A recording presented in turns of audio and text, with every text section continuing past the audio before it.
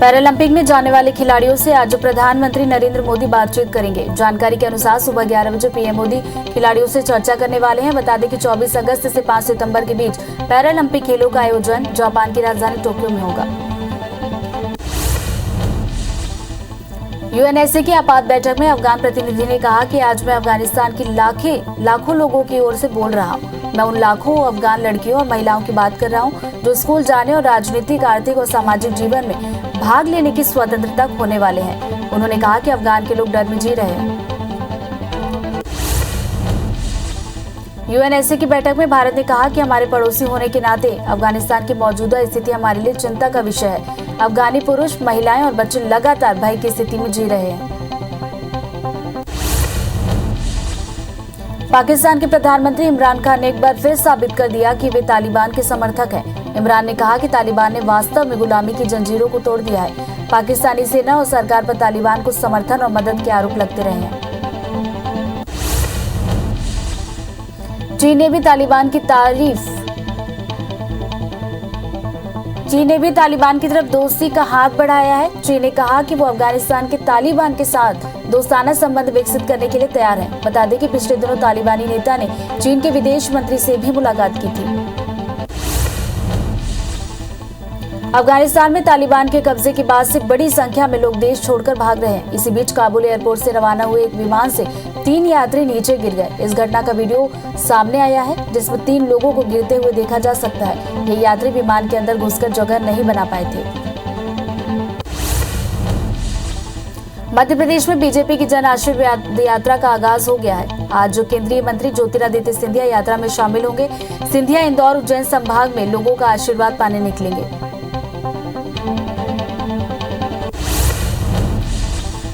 वित्त मंत्री निर्मला सीतारमण ने पेट्रोल डीजल की कीमतों पर बड़ा बयान दिया। उन्होंने महंगे फ्यूल के लिए पिछली यानी यूपीए सरकार को जिम्मेदार ठहराया। उन्होंने कहा कि हम उनके बोझ ढो रहे हैं। ऐसे में पेट्रोल डीजल पर एक्साइज ड्यूटी घटाने की संभावना कम है। कांग्रेस से इस्तीफा देने के बाद सुष्मिता देव तृणमूल कांग्रेस में शामिल हो गई हैं। सुष्मिता देव को टीएमसी नेता अभिषेक बनर्जी और डेरेक ओब्रायन ने पार्टी की सदस्यता दिलाई। बता दें कि सुष्मिता देव ने कांग्रेस अध्यक्ष सोनिया गांधी को पत्र लिखकर इस्तीफे की जानकारी दी। केंद्रीय स्वास्थ्य मंत्री मनसुख मंडाविया ने केरल के तिरुवनंतपुरम में मुख्यमंत्री पिनाराई विजयन, राज्य के स्वास्थ्य मंत्री वीना जॉर्ज के साथ राज्य में कोरोना की स्थिति की समीक्षा बैठक की। इस दौरान राज्य के अधिकारी भी मौजूद थे। केंद्रीय मंत्री ने कोरोना पर काबू पाने के लिए उचित निर्णय के आदेश दिए। सुप्रीम कोर्ट में दाखिल जवाब में केंद्र ने जासूसी के आरोपों को बेबुनियाद बताया। साथ ही ये भी कहा कि वे सभी आशंकाओं को दूर करने के लिए निष्पक्ष विशेषज्ञों की एक कमेटी बनाने को तैयार है। केंद्र ने ये प्रस्ताव भी दिया कि कमेटी किन किन मुद्दों पर काम करेगी, ये सुप्रीम कोर्ट ही तय कर दे।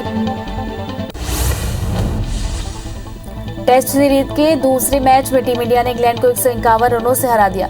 लॉर्ड्स में खेले गए इस मैच में दोनों टीमों के बीच 5 दिनों तक जोरदार टक्कर देखने को मिली। टीम इंडिया मैच के 5वें दिन इंग्लैंड पर भारी पड़ी और 5 मैचों की सीरीज में 1-0 से बढ़त बना ली। भारत ने जीत के लिए 272 रन का लक्ष्य रखा था। इसके जवाब में इंग्लैंड की टीम 120 रन पर ही सिमट गई।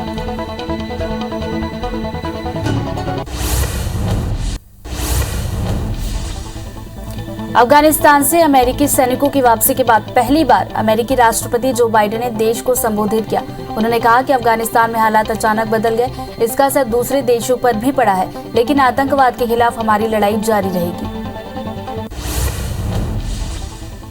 बाइडेन ने कहा कि लोग हम पर सवाल उठा रहे हैं। उन्हें अफगानिस्तान छोड़कर जाने वाले उनके राष्ट्रपति अशरफ गनी से भी सवाल करने चाहिए। हमारी सेना और जोखिम नहीं उठा सकती थी। अफगानिस्तान के नेताओं ने हथियार डाल दिए और देश से भाग गए। 20 साल की ट्रेनिंग के बाद भी वहां की फौज ने सरेंडर कर दिया। अफगानिस्तान में तालिबान के कब्जे के बाद से ही हालात बिगड़ने लगे हैं। इसे देखते हुए भारत सरकार ने वहां फंसे हुए भारतीय नागरिकों की स्वदेश वापसी की तैयारी शुरू कर दी है। आज काबुल से सेना का C-17 विमान 120 से ज्यादा भारतीयों को लेकर दिल्ली के लिए उड़ान भर चुका है। वहीं अफगानिस्तान के हालात पर विदेश मंत्रालय लगातार नजरें बनाए हुए है। विद्रोहियों ने पूरे देश में कोहराम मचा दिया है और कुछ ही दिनों में सभी बड़े शहरों पर कब्जा कर लिया। तालिबान की बर्बरता देख चुके अफगानिस्तान के लोग खुद को असुरक्षित महसूस कर रहे हैं। काबुल हवाई अड्डे पर देश छोड़ने के लिए उमड़ रही भारी भीड़ से ये बिल्कुल स्पष्ट हो जाता है कि लोग किस हद तक तालिबान से भयभीत हैं। अधिकारियों ने कहा कि भारत उन सभी अफगान नागरिकों को वीजा जारी करेगा जो विभिन्न विकास परियोजनाओं और गतिविधियों में सहयोग कर रहे थे। अफगान के ताजा घटनाक्रम पर विदेश मंत्रालय ने कहा कि हम अफगान सिख और हिंदू समुदाय के प्रतिनिधियों के साथ लगातार संपर्क में हैं। हम उन लोगों की भारत वापसी के लिए सुविधा मुहैया कराएंगे जो अफगानिस्तान छोड़ना चाहते हैं। अफगानिस्तान की स्थिति पर यूएनएससी की बैठक में संयुक्त राष्ट्र के महासचिव एंटोनियो गुटेरेस ने अंतर्राष्ट्रीय समुदाय को एकजुट होकर होने की अपील की। उन्होंने कहा कि अंतर्राष्ट्रीय समुदाय को ये सुनिश्चित करना चाहिए कि अफगानिस्तान फिर से एक बार आतंकी संगठनों के लिए सुरक्षित स्थान न बन जाए। वहीं UN secretary general Antonio Guterres ने कहा कि मैं सभी पक्षों के विशेष रूप से तालिबान से आग्रह करता हूं कि वे जीवन की रक्षा के लिए अत्यधिक संयम बरतें और ये सुनिश्चित करें कि माननीय जरूरतों को पूरा किया जा सके। उन्होंने कहा कि संघर्ष ने हजारों लोगों को मजबूर कर दिया है। तालिबान के कब्जे के बीच आज सुबह 6 बजे अफगानिस्तान के फैजाबाद इलाके में भूकंप के झटके महसूस किए गए। रिक्टर पैमाने पर 4.5 तीव्रता का भूकंप आया। भूकंप विज्ञान राष्ट्रीय केंद्र ने ये जानकारी दी है। हालांकि अभी तक किसी जान माल के नुकसान की खबर नहीं है। राजस्थान के अजमेर में NH8 पर 2 ट्रेलर की बीच दुर्घटना में 4 लोगों की मौत हो गई। हादसे के बाद मौके पर भीषण आग लगी। सब इंस्पेक्टर कन्हैया लाल ने बताया कि सूचना मिली थी कि आज सुबह 2 गाड़ियों में दुर्घटना के बाद आग लग गई। मौके पर पहुंचकर आग पर काबू पा लिया गया और 4 लोगों की मौत इसमें हुई है। पैरालंपिक में जाने वाले खिलाड़ियों से आज प्रधानमंत्री नरेंद्र मोदी बातचीत करेंगे। जानकारी के अनुसार सुबह 11 बजे पीएम मोदी खिलाड़ियों से चर्चा करेंगे। बता दें कि 24 अगस्त से 5 सितंबर के बीच पैरालंपिक खेलों का आयोजन जापान की राजधानी टोक्यो में होगा। टोक्यो ओलंपिक में गोल्ड मेडल विजेता नीरज चोपड़ा आज हरियाणा के पानीपत के समालखा पहुंचे, जहां उनका लोगों ने जोरदार स्वागत किया। यहां से वे अपने गांव जाएंगे। उन्होंने कहा कि मैं अपनी मेहनत जारी रखूंगा, परंतु मुझे लगता है कि ये मेडल उन बच्चों को काफी प्रेरित करेगा जो खेल के क्षेत्र में आगे बढ़ना चाहते हैं। टेस्ट सीरीज के दूसरे मैच में टीम इंडिया ने इंग्लैंड को 151 रनों से हरा दिया। लॉर्ड्स में खेले गए इस मैच में दोनों टीमों के बीच 5 दिनों तक जोरदार टक्कर देखने को मिली। टीम इंडिया मैच के 5वें दिन इंग्लैंड पर भारी पड़ी और 5 मैचों की सीरीज में 1-0 से बढ़त बना ली। भारत ने जीत के लिए 272 रन का लक्ष्य रखा। इसके जवाब में इंग्लैंड की टीम 120 रन पर ही सिमट गई। मध्य प्रदेश में बीजेपी की जन आशीर्वाद यात्रा का आगाज हो गया। आज आशीर्वाद यात्रा में शामिल होने के लिए सिंधिया इंदौर पहुंचे। सिंधिया इंदौर उज्जैन संभाग में आशीर्वाद यात्रा के माध्यम से लोगों को योजनाओं की जानकारी देंगे। दुनिया भर में कोरोना के मामले बढ़ते हुए 20 करोड़ 86 लाख के पार पहुंच गए। वहीं कोरोना से मौत का आंकड़ा 43,82,000 के पार पहुंच गया। पूरी दुनिया के 18 करोड़ 70 लाख से ज्यादा मरीज कोरोना को हराकर स्वस्थ हो चुके हैं। वहीं दुनिया में एक्टिव मामले 1 करोड़ 87 लाख के पार पहुंच गए। अब कुल मामलों में अमेरिका के बाद भारत दूसरे नंबर पर पहुंच गया। देश में एक दिन में कोरोना के 24,692 नए केस से कुल आंकड़ा 3 करोड़ 22,49,000 को पार कर गया। वहीं 438 नई मौत से अब तक 4,32,000 से ज्यादा मरीजों की मौत हो चुकी है। पिछले 24 घंटे में 34,862 मरीजों के डिस्चार्ज होने से कुल आंकड़ा 3 करोड़ 14,41,000 को पार कर गया। वहीं एक्टिव मरीजों की संख्या 3,63,000 के पार पहुंच गई। केरल में एक दिन में 12,294 नए केसों से आंकड़ा 37,02,000 को पार कर गया। वहीं 142 मौत से अब तक 18,743 मरीजों की मौत हुई है। वहीं 18,542 मरीजों के डिस्चार्ज होने से अब तक 35,10,000 लोग स्वस्थ हुए। राज्य में 1,72,000 एक्टिव मरीजों का इलाज जारी है। केरल में लगभग 2.5 करोड़ लोगों का वैक्सीनेशन हो चुका है। मध्य प्रदेश में 7 नए मरीजों से कुल संख्या 7,92,000 के पार पहुंच गई। वहीं एक मरीज की मौत से कुल आंकड़ा 10,515 पहुंच गया। प्रदेश में 16 मरीजों के डिस्चार्ज होने से कुल आंकड़ा 7,81,434 पहुंच गया। राज्य में एक्टिव मरीजों की संख्या 94 पहुंच गई है। जबलपुर में 1, भोपाल में 4 और इंदौर में 2 नए मरीज सामने आए। छत्तीसगढ़ में 68 नए केस से कुल आंकड़ा 10,03,814 पहुंच गया। वहीं एक मौत से आंकड़ा 13,548 पहुंच गया। 224 मरीजों के डिस्चार्ज होने से कुल आंकड़ा 9,89,000 के पार हो गया। वहीं एक्टिव मरीजों की संख्या 1,138 पहुंच गई है। रायपुर में 6 और दुर्ग में 3 नए मामले सामने आए। देश भर में वैक्सीनेशन अभियान के तहत अब तक 54 करोड़ 89 लाख लोगों को वैक्सीन लग चुकी है। इसमें 42 करोड़ 4 लाख यानी लगभग 33% लोगों को पहली डोज लग चुकी है। वहीं 12 करोड़ 18 लाख यानी 9.5% लोगों को दूसरी डोज लगाई जा चुकी है। 2 वैक्सीन के कॉकटेल को लेकर वैक्सीन मेकिंग कंपनियों की अलग अलग राय सामने आई। छत्तीसगढ़ में अब तक 1 करोड़ 36 लाख लोगों को टीके लग चुके हैं। इसमें 36% यानी 1 करोड़ 6 लाख से ज्यादा लोगों को पहली डोज लग चुकी है। वहीं लगभग 10% यानी 29 लाख 80 हजार से ज्यादा लोगों को दूसरी डोज लगाई जा चुकी है। प्रदेश के सभी जिला अस्पतालों और स्वास्थ्य केंद्रों में वैक्सीनेशन की सुविधा उपलब्ध है। मध्य प्रदेश में वैक्सीनेशन का सिलसिला लगातार जारी है। प्रदेश में टीकाकरण का आंकड़ा 3 करोड़ 84 लाख के पार पहुंच गया, जहां लगभग 44% यानी 3 करोड़ 21 लाख से ज्यादा लोगों को पहली डोज लगी है। वहीं लगभग 8.5% यानी 62 लाख 26 हजार से ऊपर लोगों ने दोनों डोज लगवा ली है। बता दें कि वैक्सीनेशन में युवाओं ने सबसे ज्यादा भागीदारी दिखाई। राजधानी भोपाल में 18+ वालों ने वैक्सीनेशन में जबरदस्त उत्साह दिखाया। राजधानी में अब तक 16 लाख 26 हजार ने पहली डोज ले ली है। वहीं दूसरा डोज 4 लाख 78 हजार लोगों ने लगवा लिया है। भोपाल में अब तक 21 लाख से ज्यादा लोगों का टीकाकरण हो चुका है। एक सर्वे में पुराने शहर में 40% लोगों ने पहला डोज भी नहीं लगवाया। रायपुर में एक बार फिर डेंगू ने चिंता बढ़ा दी है। 16 अगस्त को डेंगू के एक साथ 23 नए केस मिलने से कुल मरीजों की संख्या 173 पहुंच गई है। वहीं बीएसएफ कैंप में भी जवान डेंगू का शिकार हो रहे हैं। राजधानी के रामपुर के बाद अब टिकरापारा से भी मामले सामने आ रहे हैं। सीएम शिवराज सिंह चौहान ने नेताओं को बड़ी नसीहत दी है। उन्होंने कहा कि नेता हवाला घोटाला न करें, जनता के लिए कर्मठता से काम करें। पूर्व सांसद रघुनंदन शर्मा की किताब विमोचन के मौके पर सीएम ने ईमानदारी का पाठ पढ़ाते हुए कहा कि सबको समाज और देश के प्रति ईमानदारी और जिम्मेदारी निभाने की जरूरत है। मध्य प्रदेश में 4 सीटों, खंडवा की लोकसभा सीट और 3 रैगांव, जोबट और पृथ्वीपुर विधानसभा की सीटों पर होने वाले उपचुनाव के लिए बीजेपी ने कमर कस ली है। बीजेपी के प्रदेश अध्यक्ष विष्णुदत्त शर्मा ने बाबा महाकाल के दर्शन के साथ उपचुनाव की तैयारियों का आगाज कर दिया। जबलपुर के शहपुरा में अमृत महोत्सव कार्यक्रम के तहत युवा मोर्चा की ओर मैराथन दौड़ का आयोजन किया गया, जिसमें जिले के युवा मोर्चा के पदाधिकारी और कार्यकर्ता शामिल हुए। 3 किलोमीटर की इस दौड़ में शामिल लोगों को प्रदेशाध्यक्ष ने पुरस्कार भी दिया। छत्तीसगढ़ में आज बीजेपी कंडील यात्रा निकालने वाली है। रायपुर के 70 वार्डों में बिजली की दरों में वृद्धि को लेकर बीजेपी प्रदर्शन के साथ कंडील यात्रा निकालेगी।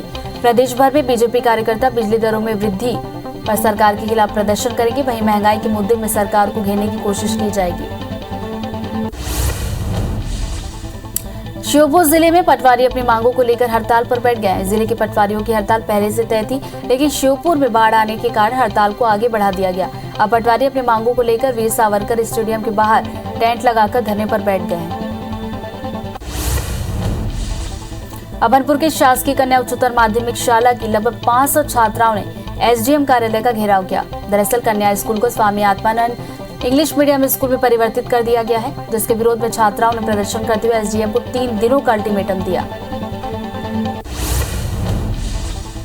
कांकेर के 53 ग्राम पंचायतों को नारायणपुर में मिलाने को लेकर माहौल गर्मा गया है। इसे लेकर भानु प्रतापपुर के किसान, मजदूर, आदिवासी और व्यापारी संघ ने संयुक्त रूप से आपातकालीन बैठक की। शासन और प्रशासन पर कांकेर जिला के साथ ठगी करने का आरोप लगाया। कवर्धा में 3 सूत्रीय मांगों को लेकर भारतीय किसान संघ ने एसपी कार्यालय का घेराव किया। दरअसल किसान संघ के कार्यकर्ता कार्यपालन अभियंता से मिलने पहुंचे थे, लेकिन मीटिंग होने के कारण अधिकारी नहीं मिले, जिसके बाद सभी किसान कार्यालय के सामने ही धरने पर बैठ गए। दमोह में कांग्रेस नेता गौरव पटेल के नेतृत्व में बाइक रैली निकाली गई, जिसमें कांग्रेस नेताओं के साथ ही सैकड़ों किसान शामिल हुए। दरअसल कांग्रेसियों के साथ सैकड़ों किसान पथरिया से कलेक्ट्रेट पहुंचे, जहां उन्होंने कई मांगों को लेकर कलेक्टर को राज्यपाल के नाम ज्ञापन सौंपा। बिलासपुर नगर निगम में सामान्य सभा को लेकर राजनीति गर्मा गई है। साल भर बाद होने जा रहे सामान्य सभा को लेकर विपक्ष निगम सरकार को घेरने की तैयारी में है, जिसके लिए विपक्ष ने प्रश्न तैयार कर लिया है। इधर निगम ने 24 अगस्त को सामान्य सभा कराने का निर्देश भी जारी कर दिया। सतना में डीएमएफ की वार्षिक कार्य योजना के लिए न्यास मंडल की बैठक हुई, जिसमें धार्मिक नगरी चित्रकूट के विकास पर सत्ता पक्ष और विपक्ष की आम सहमति बनी। वहीं बैठक चित्रकूट की अन्य समस्या के निदान और विकास के लिए खनिज मद से राशि खर्च करने के लिए भी सहमति बनी है। ग्वालियर में नगर निगम के आला अधिकारी हड़ताल पर जा सकते हैं। अधिकारियों ने संभागीय कमिश्नर को अल्टीमेटम दिया है। दरअसल 14 अगस्त को महाराज बाड़े पर हुए क्रेन हादसे के दौरान एक युवक ने नगर निगम के प्रभारी कमिश्नर को थप्पड़ जड़ दिया था, जिसके बाद पुलिस ने उसे गिरफ्तार किया था, लेकिन बाद में उसे छोड़ दिया, जिससे निगम के अधिकारी नाराज हैं। बलरामपुर में एक शिक्षक को टेलीग्राम में टिप्पणी करना महंगा पड़ गया। शिक्षक की टिप्पणी से नाराज डीईओ ने उसे तत्काल प्रभाव से निलंबित कर दिया। दरअसल यूनिसेफ की मदद से प्रशासन की टीम जिले में सीख कार्यक्रम चला रही है, जिसे सहायक शिक्षक ब्रिजेश कुमार गुप्ता ने बेकार बताया था। कलेक्टर ने बस्तर और बकावंड विकासखंड के 3 पंचायत सचिवों को निलंबित करने का आदेश दिया है। वहीं लोक स्वास्थ्य यांत्रिकी विभाग के कार्यपालन अभियंता सहित कृषि विस्तार अधिकारी से स्पष्टीकरण मांगा है। कलेक्टर रजत बंसल ने यह कार्रवाई लंबे समय से लंबित कार्यों को पूरा नहीं करने पर की। स्वतंत्रता दिवस के मौके पर ध्वजारोहण नहीं करने पर राजपुर एसडीएम ने सेंट्रल बैंक प्रबंधन को कारण बताओ नोटिस जारी किया। साथ ही जवाब नहीं देने पर उनके खिलाफ कार्रवाई करने की बात कही है। दरअसल बलरामपुर के सेंट्रल बैंक में ध्वजारोहण नहीं किया गया था। मरीजों से मोटी रकम वसूलने वाले जबलपुर के निजी नर्सिंग होम और अस्पताल स्वास्थ्य विभाग के रडार पर आ गए हैं। प्रदेश के एडिशनल चीफ सेक्रेटरी की फटकार के बाद जिले के 100 से ज्यादा नर्सिंग होम और अस्पतालों की जांच शुरू कर दी गई है, जिसके चलते विभाग ने 20 अस्पतालों को रडार पर लिया। विदिशा के खामखेड़ा चौकी में भोपाल लोकायुक्त पुलिस ने रिश्वत देते एक व्यक्ति को गिरफ्तार किया। इस रिश्वत कांड में खामाखेड़ा चौकी प्रभारी भी शामिल हैं। उनको भी जांच के दायरे में लिया गया है, लेकिन रिश्वत मांगने वाला आरक्षक महेश कुमार वहां से भाग निकला। अवमानना मामले में बिलासपुर हाईकोर्ट ने राजस्व सचिव और राजनांदगांव कलेक्टर को नोटिस जारी कर जवाब मांगा है। दरअसल राजनांदगांव कलेक्ट्रेट में सहायक अधीक्षक के पद पर पदस्थ रमेश बघेल की अक्टूबर 2020 में मौत हो गई थी, जिनकी बेटी भानुप्रिया बघेल की अनुकंपा नियुक्ति का आवेदन कलेक्टर ने निरस्त कर दिया था। बिलासपुर निवासी दुर्गेश कुमार पर आरबीआई के निर्देश का पालन नहीं करने और समय पर लोन नहीं चुका पाने के कारण एक इन्वेस्टमेंट बैंक ने कुर्की की कार्रवाई की, जिसके बाद पीड़ित ने हाईकोर्ट का दरवाजा खटखटाया। अब मामले में हाईकोर्ट ने एयू स्मॉल इन्वेस्टमेंट बैंक के बिलासपुर ब्रांच और उसके मुख्यालय जयपुर में नोटिस जारी कर जवाब मांगा है। छत्तीसगढ़ में मानसिक चिकित्सालय नहीं होने और मानसिक रोगियों का समुचित इलाज नहीं होने के मामले में दायर जनहित याचिका पर बिलासपुर हाईकोर्ट ने सुनवाई की। मामले में हाईकोर्ट ने राज्य शासन सहित अन्य पक्षकारों को नोटिस जारी कर जवाब मांगा है। याचिका में बताया गया है कि एक एनजीओ के सर्वे के मुताबिक राज्य में 78% मानसिक रोगियों को पर्याप्त उपचार नहीं मिल पा रहा है। खरीफ फसल के लिए बांधों से पानी तुरंत छोड़ा जाएगा। कृषि मंत्री रविंद्र चौबे ने जल संसाधन विभाग के अधिकारियों को दिए पानी जारी करने के निर्देश दे दिए हैं। किसान संगठनों ने सीएम भूपेश बघेल से मुलाकात कर पानी छोड़ने की मांग की थी। प्रदेश में कहीं कहीं अल्प वर्षा से किसानों को परेशानी हो रही थी।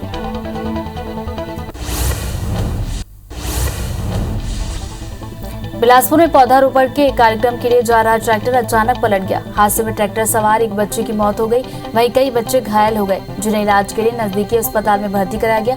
जानकारी के मुताबिक एनजीओ ने पौधारोपण का कार्यक्रम आयोजित किया था। बस्तर के राजूर गांव में जादू टोने के शक में हत्या का मामला सामने आया। गांव के सुदरू ने जादू टोना के शक में टंगी से वार कर ताजीराम बघेल को मौत के घाट उतार दिया। वहीं परिजन की शिकायत के आधार पर पुलिस ने आरोपी को गिरफ्तार कर लिया।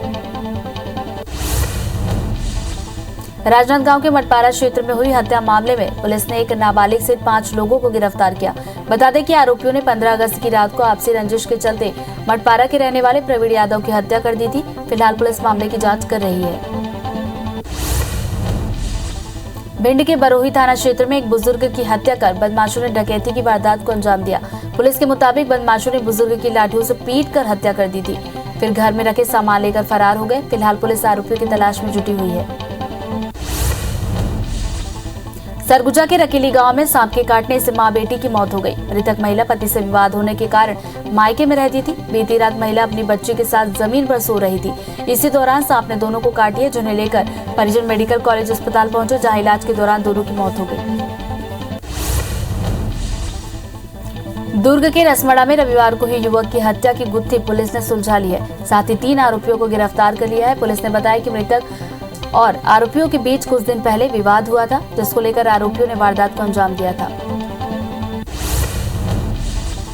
रायपुर के खारून नदी में 2 महिलाएं 2 बच्चों के साथ घरेलू विवाद के चलते कूद गई। चारों को डूबता देख खारून में नौका विहार करने वाले 3 मछुआरों ने उन्हें बाहर निकाला और पुरानी बस्ती थाना पुलिस को सूचना दी। पुलिस ने चारों को इलाज के लिए निजी अस्पताल में भर्ती कराया, जहां सभी की हालत खतरे से बाहर है। जांजगीर चांपा के तुर्रीधाम गांव में कुछ लोगों ने मामूली विवाद में चाय वाले पर चाकू से हमला कर दिया, जिससे देव लोहार गंभीर रूप से घायल हो गया, जिसे गंभीर हालत में बिलासपुर एम्स से रेफर किया गया। वहीं मामले में पुलिस ने 2 युवकों को हिरासत में लेकर पूछताछ शुरू कर दी है।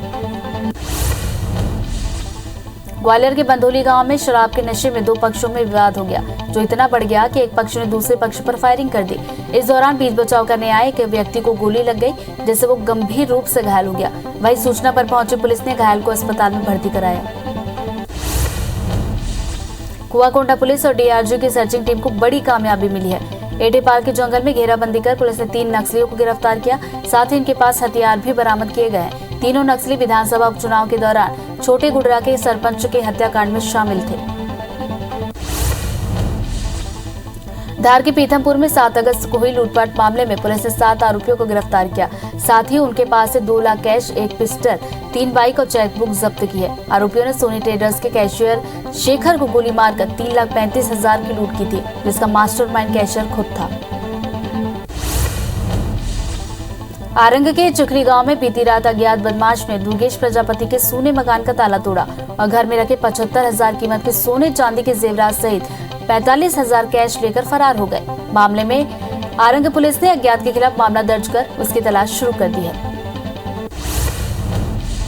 सिगरौली में फिर मानवता को शर्मसार करने वाली घटना सामने आई है। दरअसल यहाँ एक 65 साल की महिला के साथ 5 आरोपियों ने गैंग रेप की वारदात को अंजाम दिया। वहीं जयंत पुलिस ने मामले में सभी आरोपियों को गिरफ्तार कर लिया, जिसमें 2 नाबालिग भी शामिल हैं।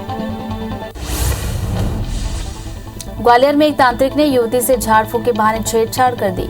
आरोपी तांत्रिक ने युवती को एक अलग कमरे में लेके गया और जीने का साया उतारने के बहाने उसे अश्लील हरकतें करने लगा, जिससे युवती ने शोर मचा दिया, जिसके बाद तांत्रिक वहां से भाग निकला। युवती की शिकायत पर पुलिस ने आरोपी के खिलाफ मामला दर्ज कर लिया है। इंदौर में लगातार बढ़ रही वारदातों को देखते हुए पुलिस सख्ती अपनाने के मूड में है, जिसके तहत पुलिस ने 60 गुंडों की लिस्ट जारी की है। लिस्ट में ऐसे गुंडों का नाम शामिल है जिन पर पहले से ही 10 से ज्यादा केस दर्ज है। इस कड़ी में आजाद नगर थाना क्षेत्र के 60 गुंडों को कोर्ट ले जाकर बाउंड ओवर कराया गया। महासमुंद की बसना पुलिस ने खट्टी ओवरब्रिज के पास वाहन चेकिंग के दौरान एक कार से 78 लाख रुपए जब्त किए। पूछताछ में कार सवार व्यक्तियों ने बताया कि वो किराने का व्यवसाय करते हैं और रुपए रायपुर के स्टेट बैंक में जमा करने जा रहे थे। फिलहाल पुलिस ने रुपए जब्त कर आयकर विभाग को सूचना दे दी है। जांच के बाद आगे की कार्रवाई की जाएगी। कांकेर वन परिक्षेत्र के मैनपुर गांव में भोजन की तलाश में आए भालू अपने 2 बच्चों के साथ एक किसान की बाड़ी में घुस गए। ग्रामीणों को जब इसके बारे में जानकारी मिली तो उन्होंने इसकी सूचना वन विभाग को दी, जिसके बाद वन विभाग की टीम ने भालुओं को पकड़कर जंगल में छोड़ा। रेस्क्यू के दौरान एक ग्रामीण को मामूली चोट आई है।